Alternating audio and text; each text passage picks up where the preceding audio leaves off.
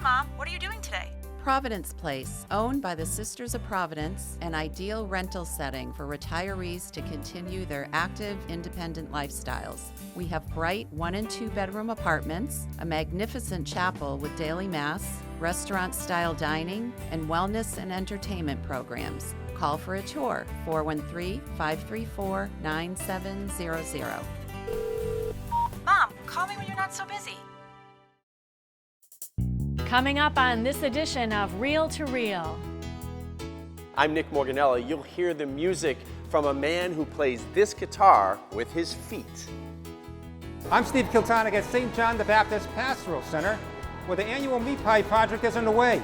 I'll take you behind the scenes of this big fundraiser for St. Elizabeth. And a dedicated group of parishioners praying for peace in the world, one bead at a time. These stories and more are just ahead on this edition of Reel to Reel. Hello and welcome to Reel to Reel. Each year, the Catholic Church traditionally dedicates the month of October to the Rosary, with the Feast of Our Lady of the Rosary being celebrated on October 7th. This prayer, rooted in Scripture, is one of petition for our own needs and for the needs of others. Locally, a group of dedicated parishioners has been diligently making rosaries since 2003. Stringing one bead at a time, they are getting very close to giving away their 100,000th rosary. Dearest Mother, to you we pray.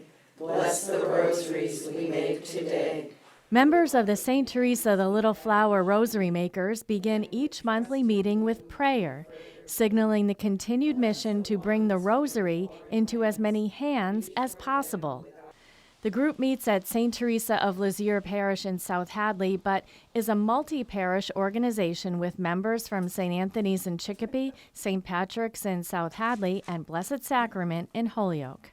We pray for the people who actually are going to be receiving these rosaries, and hopefully it will help them spiritually and otherwise in their lives. Sometimes it gives them a little hope. Bea and Bob Wimet, parishioners of St. Teresa's, have been members of the Rosary Making Group since it began 16 years ago. They've been making the Mission Rosary, originally begun in 1951 by the late American Archbishop Fulton Sheen, known for his revolutionary radio and TV preaching, then National Director of the Society of the Propagation of the Faith. The purpose is actually to pray for the entire world. Each color in the rosary represents a particular region of the world. The green is actually for all Africa and all the those nations in that area. The red represents all the Americas, North, South, Central America. Then we go to white, which is for Europe and also for the Pope. Then we go on to the blue color, which is for all the Pacific Islands, and then yellow for all the Asian countries. So his idea was once you've prayed this rosary, you've actually gone around the world and prayed for everyone. The Rosary Makers are eager to spread the message of the Rosary because they say everyone needs prayers. When one prays the Rosary, 20 important events in the lives of Jesus and his mother Mary are remembered. These events are known as mysteries and are arranged in 4 groups: the joyful, the sorrowful, the glorious, and, brought in by Pope John Paul II, the luminous. Joan Duffy, a parishioner of St. Patrick's in South Hadley, also belongs to a rosary-making group from Blessed Sacrament in Holyoke. She says when she prays the rosary and meditates on the mysteries, God answers. For me, I'm really, really fortunate that when I ask for something, I usually get an answer. And so this is like a means for me to ask for something that I think we really need, somebody's health, somebody's, well-being, and I always get an answer. And so it represents a way to get where I like to get to, and I hope that it's the same thing for other people too. The group packages up the mission rosaries and sends them out locally and to other states, as well as to the missions in Papua New Guinea. Bea says they once mailed some to a priest in New York who brought them to an unexpected place. And then we got a thank you note, and we had no idea where actually the destination. They were going to Rikers Island. So that was a big surprise. There is never a shortage of demand for these simple strands of beads, and the group says they are fast approaching a milestone. When we first started this, we had no idea how far it would go. So now, as we saw it through the years, my goodness, we're getting closer and closer to 100,000 rosaries. So we're within less than 1,300 to give away. So we already know we have 2 boxes that are committed of 500. So we have to accumulate a few more. And then before the end of the year, we hope to actually reach our goal. For more information on the Rosary Makers or the World Mission Rosaries, you can email B. Ouimet at rbouimet@comcast.net. Such an inspiring and faith-filled group, and we will definitely keep you posted when they reach the 100,000th Rosary. Earlier this month, parishioners and guests gathered at St. Anthony of Padua Parish in Chicopee for a bilingual English-Spanish concert by international musical artist Tony Melendez. For more than 3 decades now, Melendez, who was born without arms, has inspired people around the world. Nick Morganelli has more.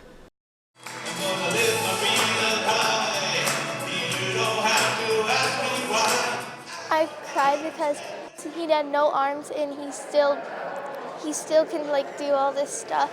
He inspired me to be more grateful for what I have. Known around the world for his uplifting music, Tony Melendez, a native of Nicaragua, shared his talent recently at St. Anthony of Padua Church in Chicopee. What I really hope is that they just maybe feel Christ, experience Him. I know it's a guy playing the guitar with his feet. I understand that's unique and it's different, but I would say by the second song, people are involved, they're singing. Everybody sing hallelujah, praise His name today. More than 30 years ago, a special concert for Pope John Paul II launched Tony's music ministry career.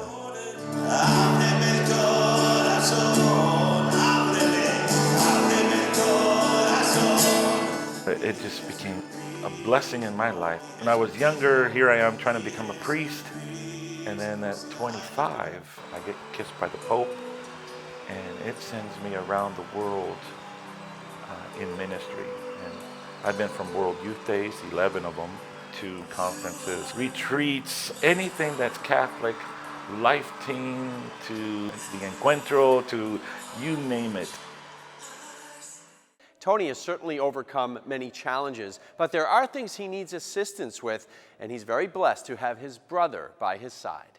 I'm his hands in a lot of senses of the word. So I help him in his personal care, but then as far as our ministry goes, I'm the administrative part of it. So I do everything from the booking to the management, and then on the road, I'm the main driver, I'm the production guy, I'm the video guy, I'm the sound guy, and I'm the lighting guy. But I think Tony reaches people because I just think they see him, they see his joy, they see who he is. They don't see a negative person that's disabled that is angry at God. They see somebody that took it and just said, no, you know what, I'm gonna make this everything I can with God. So I pray that that's what they see. I was your foe, still your love fought for me. I know people say I can't, but they have hands or legs. He say, you can. I will praise the Lord. I love it. I love him. It's my first time, but I love him. And what were Maria's favorite songs? The Bamba and the Pope John I love it, the song. I enjoy a whole concert, so I don't know.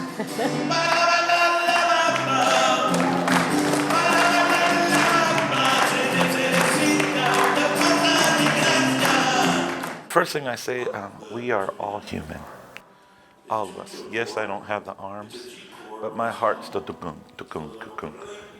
You gotta live. You can't stop saying, well, I'm missing the arm. I can't. Tony's message is always positive, reminding everyone that you can. He recalls the words of St. John Paul II. He said, use what you have. That's what he told the young people.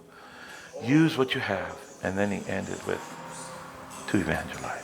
Some kids are good at rapping, some good at cooking, some are good at laughing, some are good at just helping, some are good at being crazy. You know, take your talent and use it for Christ. You know, if you're a fool for Christ, I think our good Lord wants that. Blessed art thou amongst women.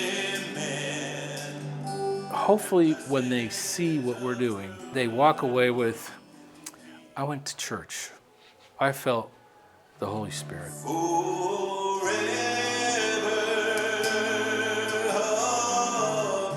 It's pretty exciting how God really has taken it to a level that I never even imagined it would get to. Being inspired in Chicopee, I'm Nick Morganelli.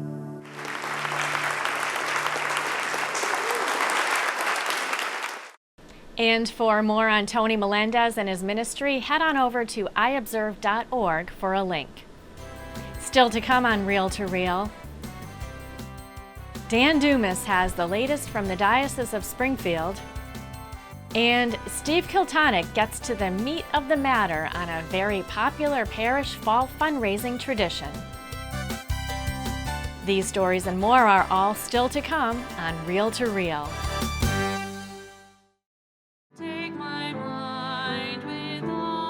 The Chalice of Salvation, your weekly spiritual connection. I'm Carolee McGrath, inviting you to take time out of your busy day and join us Sunday morning. We welcome Father Gary Daly as our Mass presider and celebrate the 30th Sunday in Ordinary Time. The Chalice of Salvation, Sunday mornings at 10 on 22 News, WWLP, and coming up next on Albany's Fox 23, WXXA. Hi, Mom. What are you doing today? Providence Place, owned by the Sisters of Providence, an ideal rental setting for retirees to continue their active, independent lifestyles. We have bright 1 and 2 bedroom apartments, a magnificent chapel with daily mass, restaurant-style dining, and wellness and entertainment programs. Call for a tour, 413-534-9700. Mom, call me when you're not so busy. Butcher, baker, candlestick maker. I didn't care what they grew up to be as long as they were happy. To give up marriage and children just seems like too much to walk away from. He seems to think he's making a real difference in people's lives, and he's so happy. Isn't that what's most important? I never would have imagined our son as a Catholic priest.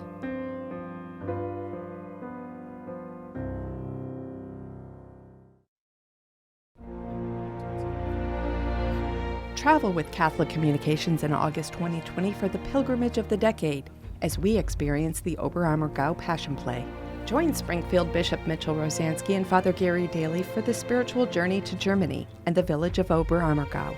Since 1634, this famous play has been performed every 10 years in this quaint alpine village. Our 10-day pilgrimage will begin in Brussels, Belgium, and continue through Cologne, Heidelberg, Oberammergau, and Munich, Germany. With daily breakfast and dinners included, pilgrims will enjoy daily Mass in many of Germany's brilliant cathedrals and churches, a cruise on the Rhine River, a tour of Cologne's cathedral treasury containing the staff of St. Peter, and a visit to Munich's famous Glockenspiel. Book this incredible opportunity now for $5,439. For more information, go to iobserve.org.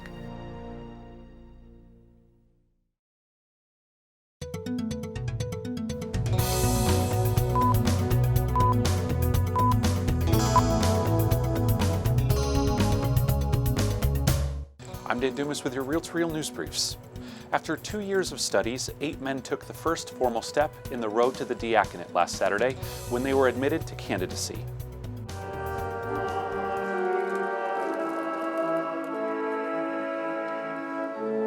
Surrounded by family and friends, 8 men took a step towards the permanent diaconate. Springfield Bishop Mitchell Rosansky called them as candidates during the rite of admission for holy orders at St. Michael's Cathedral in Springfield last weekend. The special Mass marks the first public recognition of the men's desire to be ordained as permanent deacons.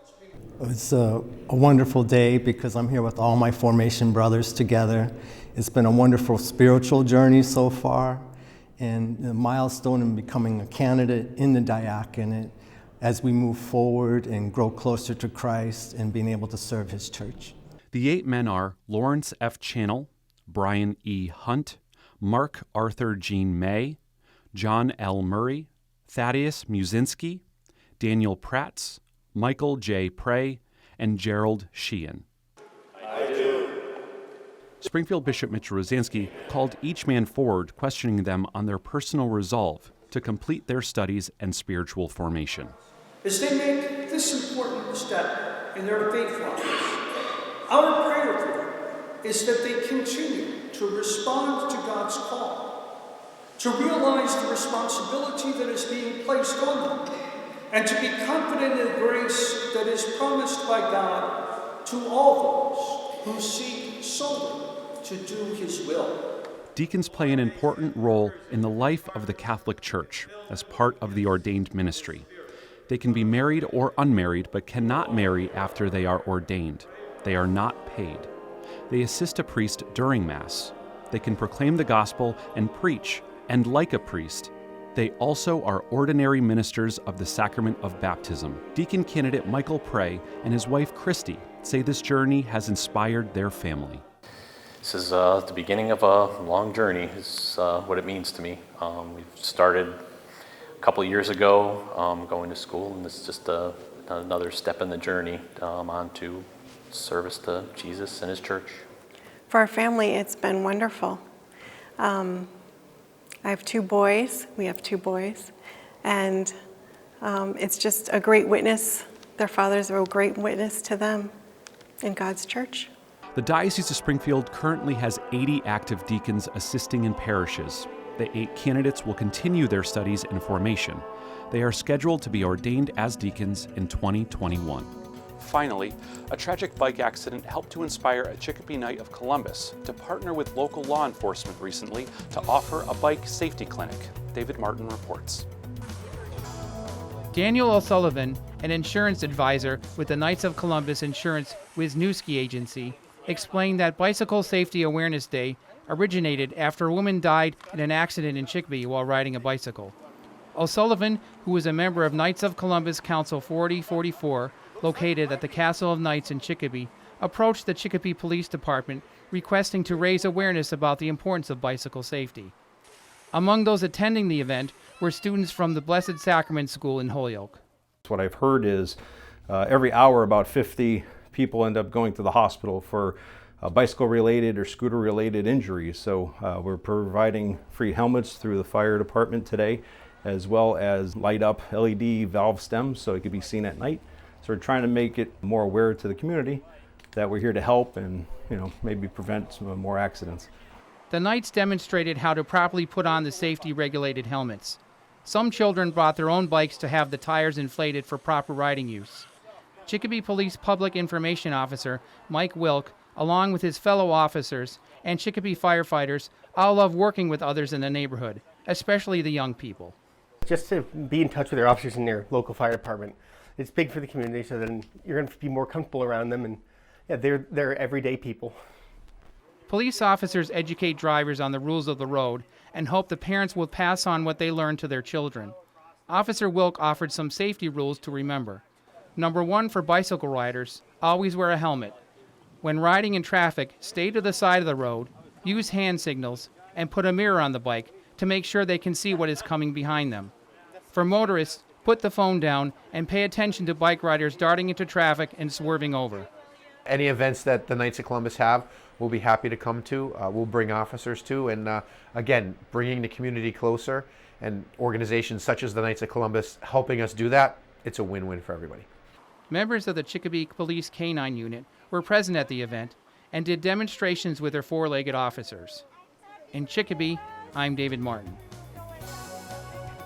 And remember, you can always stay informed on all the latest news in the Catholic Church locally and beyond by logging on to iobserve.org. There you can read articles written by our Catholic communications staff, as well as view archived episodes of Real to Real. That's iobserve.org. I'm Dan Dumas, and those were your Real to Real news briefs.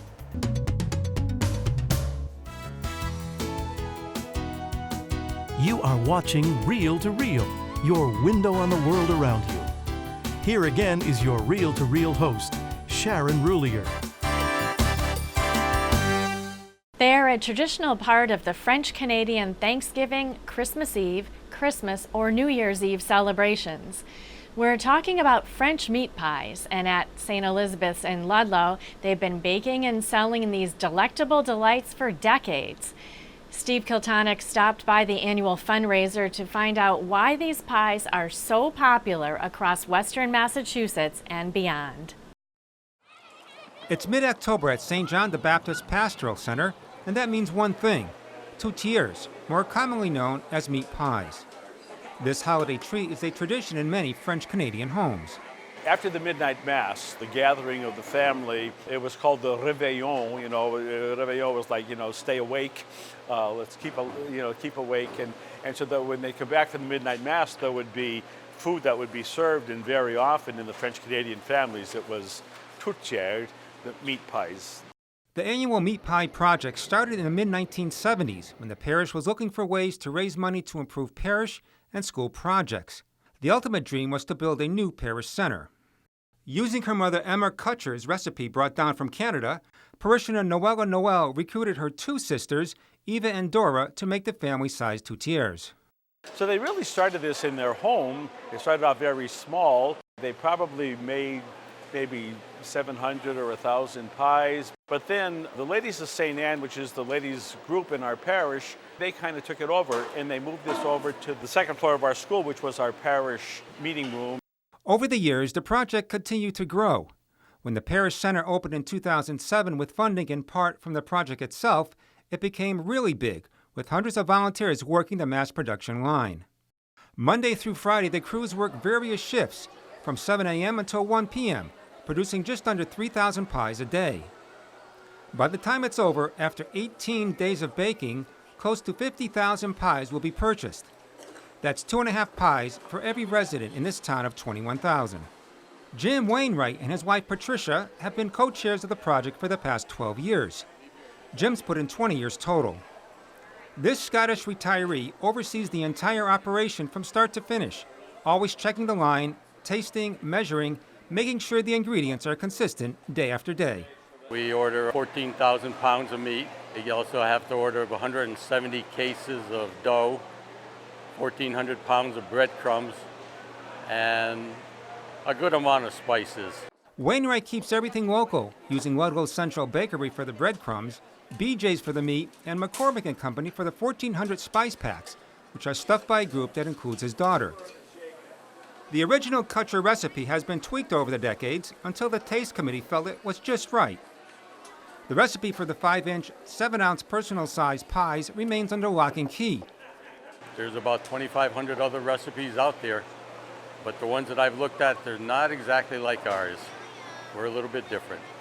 The meat is the first item made during the cooking process.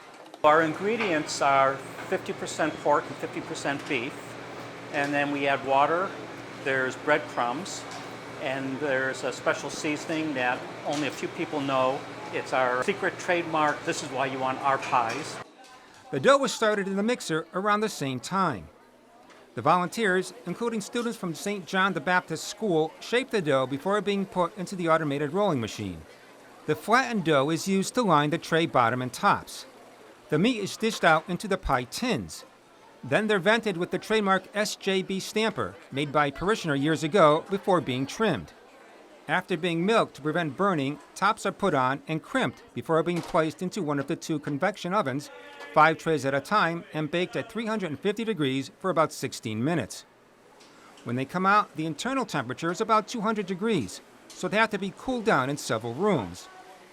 In the chosen frozen room, the temperature of the pies must be around 70 degrees before they're ready to be packaged. Father Norm Bolton and Judy Risenga take orders and input everything into the computer. At the center's main entrance, the orders are picked up fresh the day they are baked. The pies can be purchased frozen and are easily reheated. Each pie sells for $3.50. While most pies are purchased by people from Western Massachusetts and bordering states, the orders come from as far away as Michigan and Florida. Pies are excellent. They make a good meal, they make a good snack. They go along with almost any other type of food you want to put with them. Wainwright said this year 184 people signed up to volunteer, plus the students. It's a great way to socialize. And now that they use the children from the school next door, you get to talk to them and find out how they're doing. It's really a lot of fun. I enjoy it. Shelley Rose, the school principal, says this year the 5th through 8th graders have been rotating daily 15 to 20 at a time to help out. Because we always ask them to do for others, so they're doing for the community and they're doing for church. And I think it's good for the kids because not only do they have time to converse without their electronics, but they also have time to interact with adults. And I think they do a great job with that. I like meeting all these people and hearing what they have to say, and it's also a great work experience. It's a great experience. I like to talk to all the people here. They got great stories, some of them, and they're really nice and kind. Loretta Panashone has logged in more time here than anyone. She'll be turning 101 next week. She started making the pies at Noella's house. It's nice. You meet all your friends. And if the weather is nice, I come. If it isn't, I stay home. When the project ends, you will see the older people that are here volunteering and the younger ones hugging and kissing, saying goodbye for the year, and they'll be back next year. At the end of the day, a meal is provided for all the workers. Monsignor Goslin said funds from the project support all the activities held at the center for the entire year. Wainwright said the success of the project in part depends on how much intervention it gets from above. If God wants us to do this, He's got to help us, give us a helping hand. It's with His help that we can get all these people together and work together and get this done. For Real to Real, I'm Steve Kiltonic. And Steve says the pies are still available until November 1st on a first-come, first-served basis. You can place your order by calling the Meat Pie Hotline at 413-583-3467, Monday through Friday from 8 a.m. until 4 p.m. Also, a few events coming up to kick off the holidays here in the Diocese of Springfield. St. Elizabeth Parish in Ludlow is also going to be holding their St. Nick's Christmas Bazaar on Saturday, November 2nd from 9 a.m. until 3 p.m. in the St. John the Baptist Pastoral Center. There will be vendors, raffles, and St. Nick's Cafe will also be serving lunch. Then St. Teresa of Calcutta Parish in Great Barrington will hold its annual Christmas Bazaar on Friday, November 8th from 5 to 8:30 p.m. and Saturday, November 9th from 9 a.m. until 1 p.m. at the St. Peter Center on the corner of Cottage and East Street. Along with crafts, books, baked goods, and more, the kitchen will be serving up a Polish dinner on Friday evening as Santa welcomes children. Breakfast will also be available on Saturday morning. And Our Lady of Guadalupe Parish in Holyoke will hold its annual Fall into the Holidays on Saturday, November 9th and Sunday, November 10th from 9 a.m. to 3 p.m. in the gym building at 435 Maple Street. Along with vendors, crafts, raffles, breakfast, and lunch, there will be a cultural meat pie contest. Each contestant must bring 2 pies to the gym building by 10 a.m. on November 9th. For more information, call Jenny McGiverin at 413-536-6557. And for this week, that's Real to Real. Thanks so much for watching today. Remember, for more updates anytime, you can find information and news on the Catholic Church, both here in the Diocese of Springfield and around the world, on our news and information site, iobserve.org. We are also on Facebook, updating daily while our reporters work on stories for Real to Real. So check us out and friend us at Catholic Communications.